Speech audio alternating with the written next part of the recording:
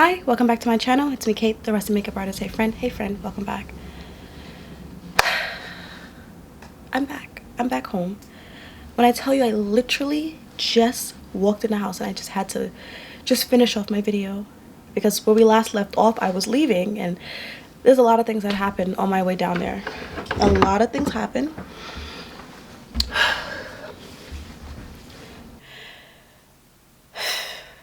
So where we last left off, I was getting my hair together to go down to Georgia to say my last goodbyes to my grandmother. Let me get comfortable while I'm in here. I don't think this is going to be long because I am super tired. Super tired. So I had a flight at 11:30. And, you know, my boyfriend, he's the best. Can I start by saying that? Let me just open up by saying a heartfelt thank you so much to my boyfriend.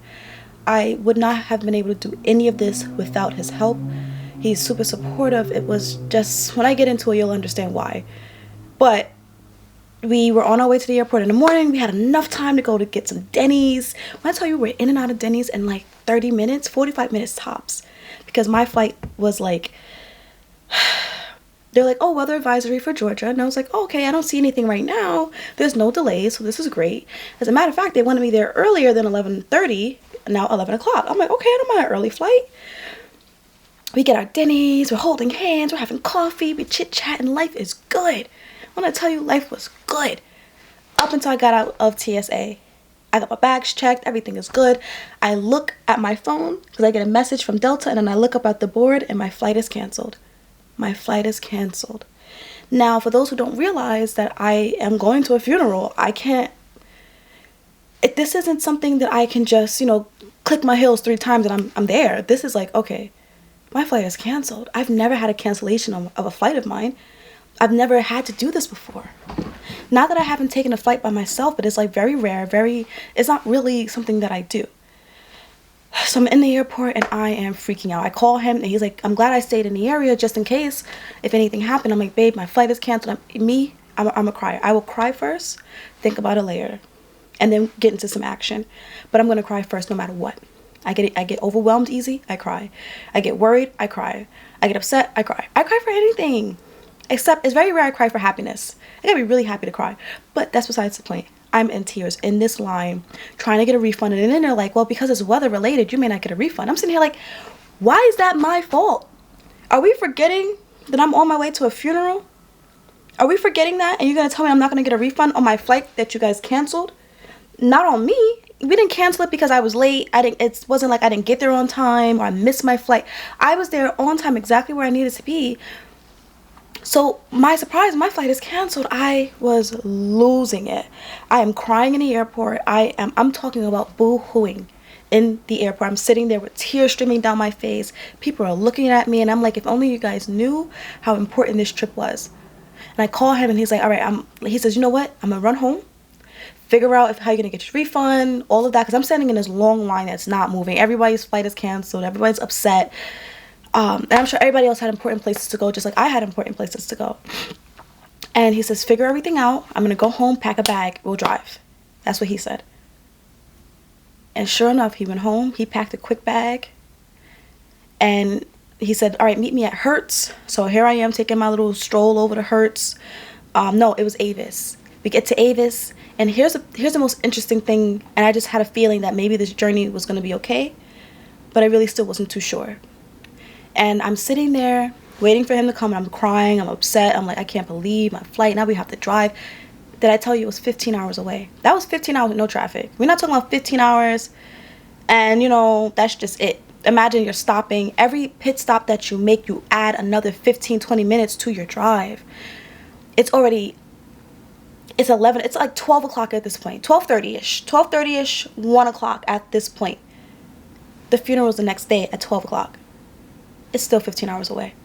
We still have to literally get in the car and go. And I'm sitting out front of Avis and he's inside and he's talking to the people, and I look up and he had just got me the shades. Because I felt like, and I'm going to get into it, I feel like I really want to tell everything as fast as I can. I don't want to get in all the details. I don't want to hold you guys too long. You guys know I could talk. But he brought me my shades because I just felt like I was going to have a Mary J. Blige moment. I just felt that I was going to be crying a lot, and I didn't want my eyes to be as what they look like now. But this is a lot better because I'll tell you about it later. I had my shades, so now I can look up at the sky and the clear view of the sky. Have you ever seen a double rainbow? A double circle rainbow. I've never seen a circle rainbow a day in my life, let alone two of them. Two of them. Clear as day in those shades. I saw everything. And I'm like, this mind-blowing. Mind-blowing. And it just felt like, I think I'm going to be okay. But of course, when I don't know what's going on and there's issues with the car, it's hard for me to just accept that I'm going to be okay. But looking at that rainbow, I just felt a little bit of, all right, I'm going to be all right. Especially I've never seen a rainbow like that. Y'all comment down below and let me know if you ever seen a double rainbow. A circular double rainbow. I don't know what to call it. It's a phenomenon to me, but it was beautiful and I got a video of it. And in the video, you can actually see what I'm looking at. My gosh, that rainbow was beautiful. As I'm trying to cheer myself up, you know, there's people walking into the Avis and I was like, hey, did you see the rainbow? And she looked up and she's like, I do see the rainbow. Oh, there's two of them. I said, and look at the bottom. She's like, it's a circle. I've never seen anything like that. She says, in Ecuador, we have a lot of rainbows, but I've never seen anything like that. And I was just trying to make myself feel better, but I was really still feeling really poopy about everything. Then he comes to me, he's like, okay, babe, they don't have a car. The car that they do have is a 15 passenger and it's an extra $10 a day. Mind you, it's just the two of us going. That's ridiculous. And I'm not driving a 15 passenger van. I'm not doing that. Especially with all the nonsense that happened on our way there. Couldn't do it. So we walked over to Hertz and Hertz was no better. They gave us an electric car, but an electric car you have to charge for at least an hour. It's different when you get gas, you can stop for 5 minutes, fill up, move on. But if you have to sit there and charge a car, and it only, when we turned on the car, it said like 200 miles, and I'm looking, I'm overthinking, I'm already over the edge. It was almost 1,000 miles to get there. 1,000 miles to get there, okay? It was 980 something miles to get there. In an electric car that only had 236 miles. We would have been stopping in Jersey at this point. To then sit for an hour, I'm like, baby, no, I'm not doing it. I'm not doing it. This doesn't make any sense. I understand why he wanted it because, you know, with the electric cars, they kind of drive themselves. You can, you know, you don't have to be so focused on the road. I mean, yes, you still got to be focused on the road, but electric car drive themselves for the most part. I said, no, I'm not doing that.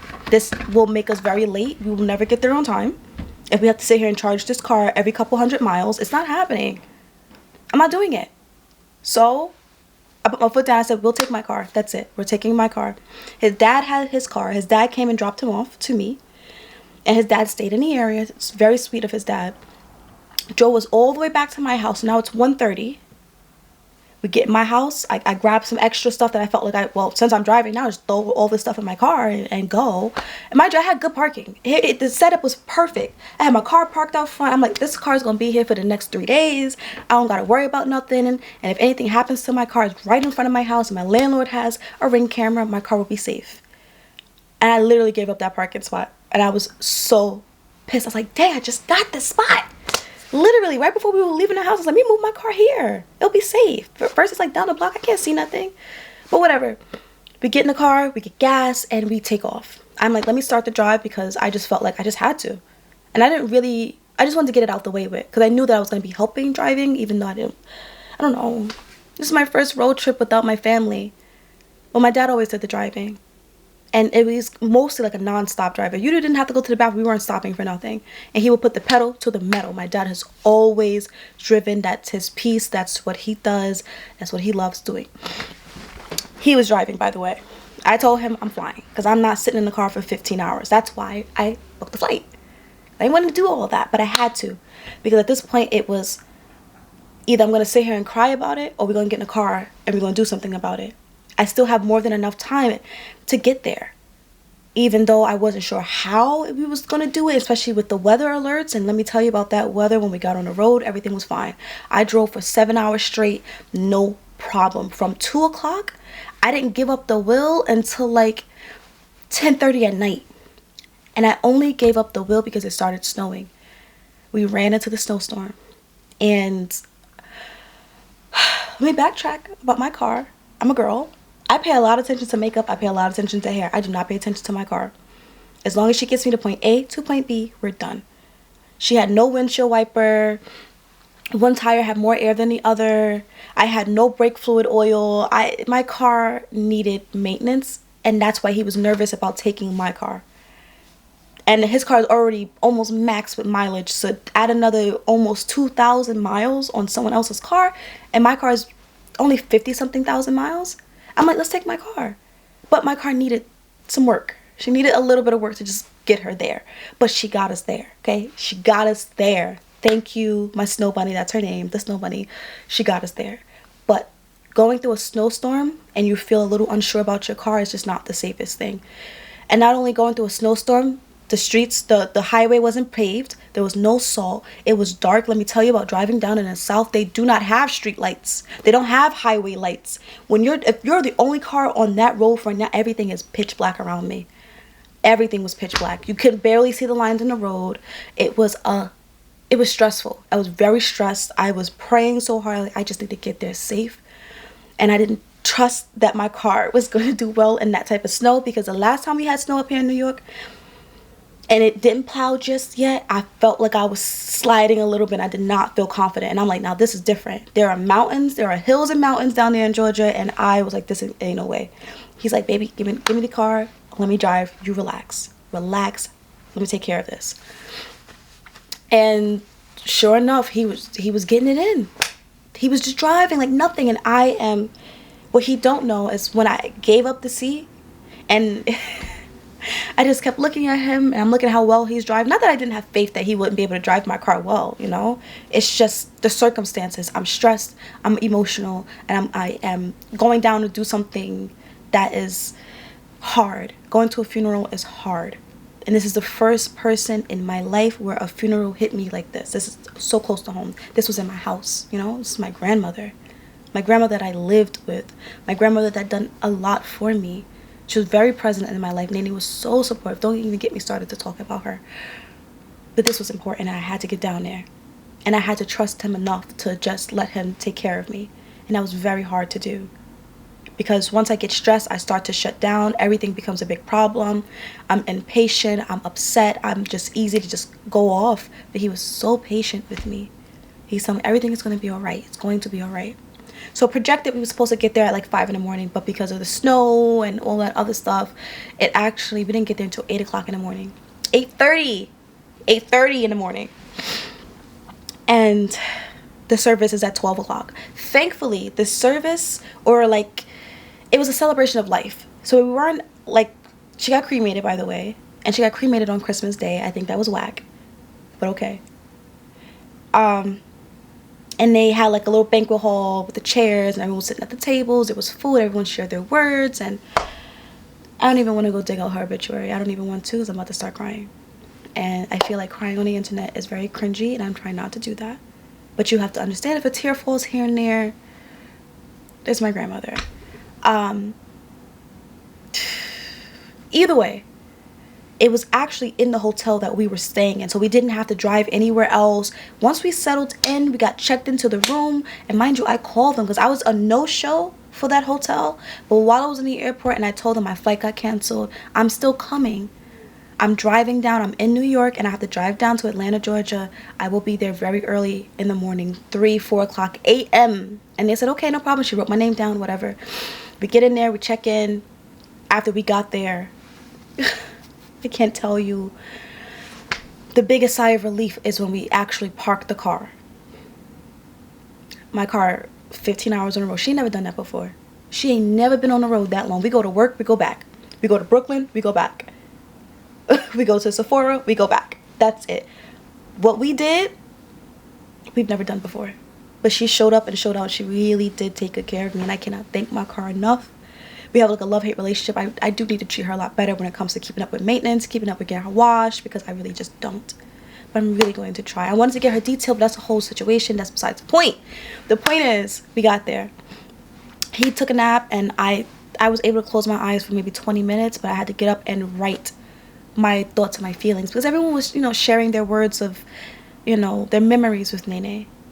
And I just had to. I felt like if I didn't say anything, I would be kicking myself. And especially, going all that way and not do anything is a bit wild. Like, come on. And it's your grandmother. When are you going to get an opportunity to say how you feel? So, I'm going to read you what I wrote. I had my sister check it for me. I had my boyfriend check it for me. They're like, what do you guys think? Okay. And it really dawned on me as I'm sitting there, because my grandmother's sister, Aunt Pearl, was there. And it dawned on me, yes, that's my grandmother, but she is someone's sister, a cousin, an auntie, a friend, a mother-in-law, a mother. But for me, she was my grandmother. That's how I started it off. Alrighty. Where do I begin? Because I did miss a couple pieces while I was speaking because I got nervous. But whatever. And while I was writing this, I said a prayer. I was like, I do not want to cry while I'm in there. I want to be at peace. When I tell you, when I walked into that banquet hall, I was at peace. I did not cry at all that day. I did not cry all the way up until I left my boyfriend's house. Just now, that's when I was like, okay, now I can really release. I can relax. That's all I can do right now. So, okay. Alrighty. I would like to share some of my memories about her and my life with her. Going to Nene's house really early in the morning, driving with Daddy, listening to smooth jazz, CD 101.9, or The Quiet Storm if it was late. I enjoyed all the time that I spent with her. She was always on the go during my childhood. Jamaica Avenue, Pathmark, doctor's appointments, Fort Hamilton, etc. Most of the time, Auntie was with us, driving Nene and I, snapping her fingers and singing along to the music. We always had a great time together. Nene and I would get mani-pedis up the block around the corner from our house. Besides running errands, she dropped us all to school, the Boys and Girls Club, and all the activities that kept us busy and enjoying the fun. Nene came to my plays, my school events. She really supported me in everything I wanted to do. I'm very grateful for that. I loved the quick meals that she would make. They were very simple, but they were my favorite. White rice and a knob of butter, Vienna sausages, delicious. And my favorite was white bread with jelly and a slice of bologna. I don't know why, but I loved it. And while she would cook dinner for all of us kids, because she opened up her heart to adopt 4 more boys after her 4 children done got grown and everything. So they were like my cousins / my uncles, really, but we all were around the same age. So she's cooking for 5 kids, including me. So while she's cooking dinner for all of us kids, we would be playing, and if Nene heard something or someone's tattling, she'll have you sit right on the floor of the kitchen until she got finished. And you could not ask to get up. And you better not ask to get up. There was a few times I was sitting there. So I've watched her cook for all of us children, and then we ate together in the kitchen. And randomly, here's a little gem. As some of you remember, she used to call socks footies. And if you're walking around in her house, make sure you got your footies on. Friday nights, she would call it pig out, which would mean Anthony, Jawan, Henry, and myself. We would get together and decide what we want to have, either Luigi's Pizza, Subway's, Crown Fried Chicken, etc. I love those Fridays. And when I got older in high school, I would drop by and say hi, and then I'd run up to Auntie's house and, leave a note on her refrigerator, take a Pepsi, and take a snack, and I went on my way. Auntie always had a Pepsi.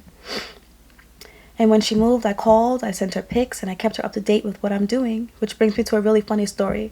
I called her to tell her I was in cosmetology school, but she couldn't hear me over the phone.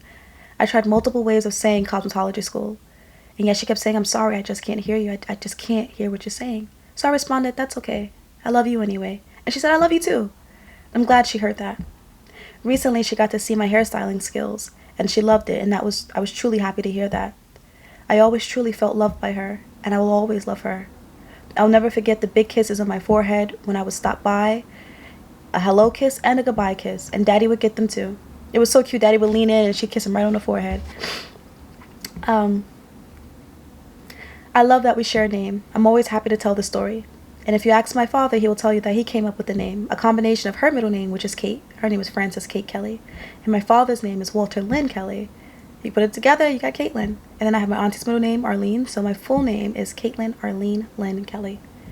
I don't know why there's a Lynn in there again. And then as I said that, I said, I guess it's just because. And then my dad shouted out, again, the extra Lynn was for emphasis. And I said, all right now. I have to stop because I can really keep going on and on and on about her. So I will leave you all with this. I love her so much. I will miss her so much. Those are my thoughts to my grandmother. And I said that out in front of all my family. My Uncle John, my Aunt Diane, my Aunt Fran. I haven't seen these family members in over 20 years. The last time I went to Georgia for the family reunion, Nene took me. And that's the last time I saw Aunt Pearl, which was her younger sister, her baby sister.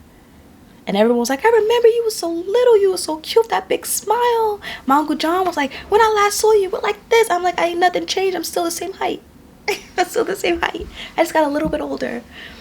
But it was just so nice to be around family that you don't get to see because everyone's so scattered. Everyone's so across the country that it takes a funeral to bring us together or a family reunion to bring us together. I really have to start traveling more to see family. And, you know, I have to say to work, like, I need time to see my family. Reconnect and build. The food, I got a plate back with me. Y'all done got me a plate. Now let me tell you about this food. This plate was supposed to be for my sister, Samora. And I'm like, y'all leaving already? I ain't gonna get no food, no nothing. And she's like, yeah, they want to get out of here. I was like, well, I'll drop you off a plate later on because a lot of our hotels were next to each other. And I call her and I'm like, all right, I'm on my way to go drop it off. Send your address. I'm like, your thing's saying 20 minutes away. But she's like, no, we're really up the block. And I'm like, I thought you guys were up the block. So I go up the block to the Holiday Inn because there's the home 2 suites. And then right next to it is a Holiday Inn Express. And she's like, where was it? She's like, I'm right by the Starbucks, and I'm also by a Starbucks. I'm like, I'm literally parked in the Starbucks, in between Starbucks and Taco Bell. Where you at? And she's like, I'm standing right here. She's like, okay. Do you see a Waffle House? I said, I see a Waffle House. I go to the Waffle House. I'm like, where are you? She's like, I'm really here.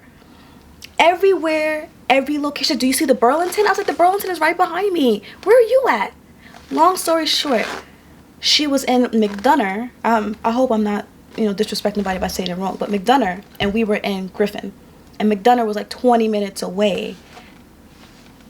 And by the time we realized that every place that she was calling out, my area had those same restaurants. She's taking pictures. I'm taking pictures. I'm just like, WTF, where are you? And I wanted to give her this food. So first off, I gotta show you what we got. Because it was a spread, honey. And I'm telling you, as Nene calls it, pigging out. Oh my goodness. I don't even know what to do with this right now. So we have, this is all of it. This is supposed to be for her, by the way. I have pulled pork, I have ham, we have stuffing, fried chicken, broccoli, casserole, potato salad, greens, and this something up, mac and cheese, cornbread, like the works, the desserts. There was so many different types of cakes and cookies and pastries. There were like 5 different types of cakes. I kid you not. And I said, all right, girl, well, me and my boo, we gonna eat that. She said, enjoy, because it wasn't happening. But the thought was there. She was going to get that food. But so she didn't get her food, but I'm going to be eating that right now. Okay? I'm going to be eating that right now. So yes. After I wrote my little speech and we all eating and everything, me and my boyfriend, we went right back to our room. Up the hallway was our room. He ate. We went to sleep. That was it. The next day, I got to see his side of the family because his family is in Georgia. It's like, how do you go down to Georgia and you're like an hour away? You have to see them, which means I have to see them. So I met my boyfriend's extended family, his aunties, his cousin. It was really nice. After he done met my father and everybody else, my family. And then, after we left from over there, Lawrenceville, then we went back over to Griffin to my Aunt Pearl's house, which I have not stepped foot in her house in 20 years. I feel like the last time I was down there, I was probably 9 or 10 years old. And now I'm 30. And the house is the exact same. The exact same. My goodness, that house is the exact same. Nothing's changed. I saw more pictures of Nene. And there were certain pictures that I'm like, no, this is the Nene I know. This is my Nene. That's her. Because as she got older and aged and being in a nursing home, it really just takes a toll on you. And she still looked the same, but in those pictures, I'm like, that's the woman I know. And that's the woman I love. And then, looking at that black box, and I'm like, this was her. And now she's in this box. But this was her. This was the woman that loved me. This is the woman that held me. This is the woman that gave me kisses and all the wonderful things. And by no means was she perfect. They told all the stories about how Nene had names for her whoopings, and my daddy started it. He was like, well, he's the cause of it. He used to get a lot of whoopings. And he had names, and she would just tell you what position to get into, and you get into that position, and she gonna get you. So it was nice to hear those candid moments. But all her grandchildren was like, we didn't know Nene was like that. Nene was always loving to us. We ain't never seen that side. But I accomplished that. I didn't know how I was going to do it. I did not know how I was going to make it through the service. But when I tell you I did not shed one tear, I did not cry, I was not sad. It really was a celebration of life. And I honestly believe that prayer really helped me.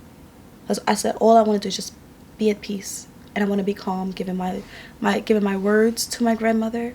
I don't want to be in here boo-hooing and flopping around on the floor. I don't want to be doing that. And when I walked into that banquet hall, I did not feel that at all. I felt perfectly fine. Perfectly fine. I did not know how I was going to make it through, but I really did. And driving home, us realizing that, okay, we drove there, we got to drive back. If we had drove a rental car, the flights was $68 and I would have been home a long time ago. That didn't happen. I was like, we can leave my car down here. Shoot, I'll get me another car. That's not true. That is not true. And so that's where we're at. We got up this morning at 3 in the morning. We got on the road. We got gas. We got coffee.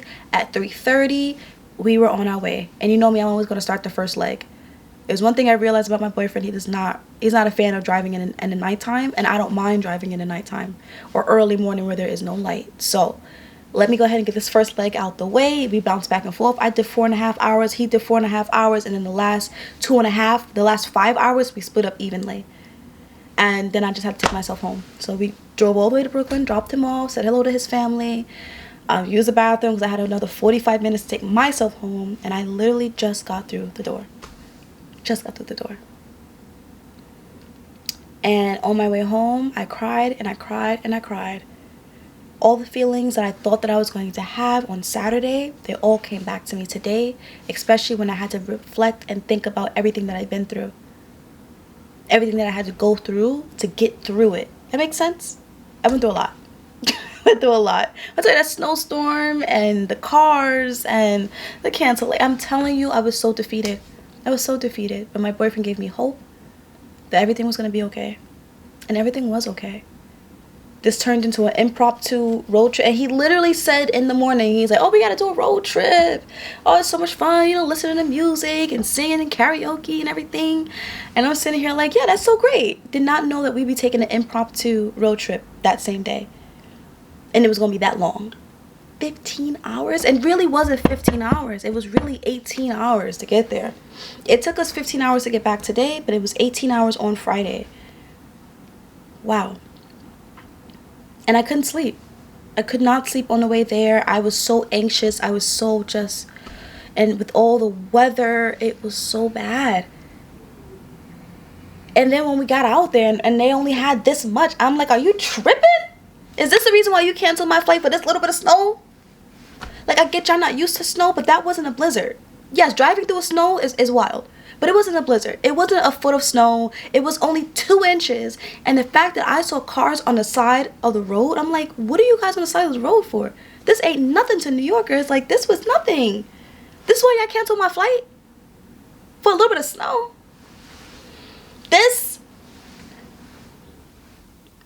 That was wild. That was very wild. And I know safety is important. The safety of everybody is important. But this wasn't like I was going on vacation. This was, I am saying my goodbyes. I am seeing family. I'm going to a funeral. This is important. This is big. Especially this is the loss of a grandmother. I only have 2.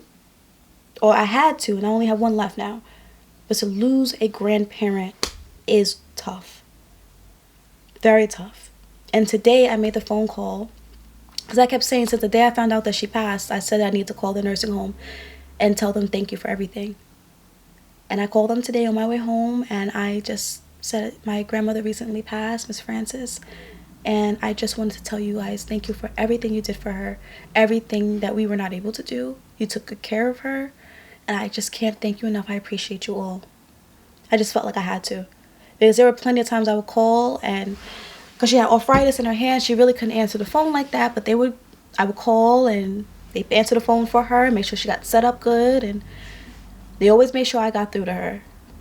Always. So I feel like just out of respect in the profession that they do, to be able to take care of the elderly is a tough job that a lot of families are not able to do, hence why these facilities exist. And she was treated very well. I never heard any complaints about nothing. I remember one time I called her, and it was actually a couple months ago. I called her, and she's like, I'm just having a hard time breathing. I said, okay, hold on. Hold that thought. I'm going to call the front desk to have someone come and check on you, and I'm going to call you back. Hung up on her, called the front desk, and they went up there, and her air was off. And I was like, what are the odds that I call this random day and her air is off and she wasn't able to tell anybody because she couldn't press the button to tell them that she needed help? What are the odds? Man. Her obituary was beautiful. All the things in there were just amazing. The pictures in there. Everything. It was great seeing my dad. I haven't seen him in a couple years, even though we live in the same state. But it was great seeing him. I can't believe I did it. And I got through it. I didn't know how I was going to. I knew that I would. If there's anything I know, that at the end of the day will end. You just got to get through it. But the day will end. And it did. And I'm at the end of my day. I'm finally back in my house. I cannot wait to just sit here, eat the rest of this food, and I'm going to sit here and cry and eat. That's what I'm going to do, because that's what I feel. I have the day off tomorrow from Sephora. I'm just like, it's a lot of work to come back, especially taking an impromptu road trip. And now all my feelings I bottled up my feelings all month long. All month long, I bottled up my feelings because I had to go to work. I didn't want to use my bereavement days. And all those days that I went to Sephora and I went to the salon, my makeup was on point, and I just could not shed a tear because it would ruin my makeup. So I kept it together as much as I could. And you have to, because then everyone's going to be asking, what's wrong? Are you okay? And you don't always want to keep saying, I have a death in the family. And then come to find out, a lot of us had deaths in the family. That makes me feel so sad. 3 of us lost our grandmothers in the same month. The same month, we all lost our grandmothers. Someone lost their mother. I am distraught. So I have the rest of the day off, the whole day off tomorrow, and then I don't go back to the salon until Wednesday. So I got through it. I really did not know, but I knew that the Lord would take good care of me. I didn't feel alone. I didn't feel like, what am I going to do now? It just felt like I had support. From my boyfriend to my auntie, making sure, because while I was flying down there, auntie picked up the rental car. So I was going to be able to drive around and do my own thing, and it wasn't going to be an issue. So auntie made sure that I was going to be able to have transportation. My boyfriend, my car, my sister being just an emotional support, being able to see her for this moment, you know? So I was very well supported on this journey. It really was a journey. I can't even tell you. I told you it all already. So right now, I am thinking about taking out my hair. Not today, because I just got finished driving. I can't believe I did it. I'm a long distance driver now. And me and my boyfriend work so well together, taking turns, him passing me nuggets. He stopped at Chick-fil-A and he was passing me my little nuggets, passing me like little pretzel dots, which we tried. And while I met his family down there, that was excellent. They were so welcoming, so homey. Everyone was just happy to see me. They definitely remembered my name by the time I left. And once we started talking about makeup, oh, you couldn't stop me. He was trying to get out the door and they were holding on to me. But I couldn't let go because we talk about makeup now. We talking about my element. What you need help with? And his cousin, where's my bag? His cousin gave me an eyeshadow. from Nicole something. I'm gonna use it this week when I get to Sephora on Thursday. I'm going to use that eyeshadow that she gave me. It is extremely buttery. Reminds me of the Danessa Myricks Lightwork palette. Oh my gosh, she got two of the same colors and she gave it to me, and I was so grateful, so grateful. So we were trying to get down there to see Granny, which is my mother's mother, in South Carolina, but she was just too far and really much out of the way, and he has to go to work, so he needs to be asleep like right now because he had to be up early in the morning. So it would have been a great, if we were able to get down to South Kakalaki, that would have been a perfect trip, but it just wouldn't happen. It couldn't happen. So I'm going to try to make my way back down there for the family reunion August 9th, and then make a trip on over there to see Granny, because Granny's been dying. Wrong choice of words. Granny. Oh my gosh. Granny has really been looking forward to see my boyfriend. As she's seen him in pictures and everything, but she really wants to meet him. We almost made it happen. Almost made it happen. And by the time we left his family house and we went back to Aunt Pearl's house, it was just quick. We spent 30 minutes there because it's 10 o'clock. We had to get in the house. We went to Zaxby's as our last meal out there, really. Zaxby's. I've never had Zaxby's before. It was really good. The chicken sandwich was okay. Not better than Chick-fil-A. Not better than Popeyes, but it got me through. But their wings were really good, though. Really, really, really good. So, we ended up going to bed till like 11 o'clock, and we had to be up at 3. And we were out the door. And I'm going to leave you guys at that, because I really feel like I could talk all day and I'm never going to get nothing done. I want to get out these clothes. Do a little something outside. A little pump. Okay. And I'm going to sit here and be in my feelings. Because I can. Because I can. I'm going to sit here and cry, and I'm going to go back to bottling it up and holding it together so I can finish up my work week. Oh, y'all. This was tough. I'm happy I made it through. I'm happy I didn't. Because I always felt like I wouldn't be going to anybody that I love funeral because it should be so hard.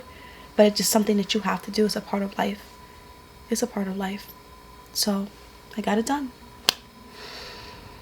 I don't think I have a good outro today. So, I will just see you guys in my next video. Bye. Things are falling. One last thing. When we were down there for breakfast on Sunday, we went to this place called Grits. Gritz. Grits.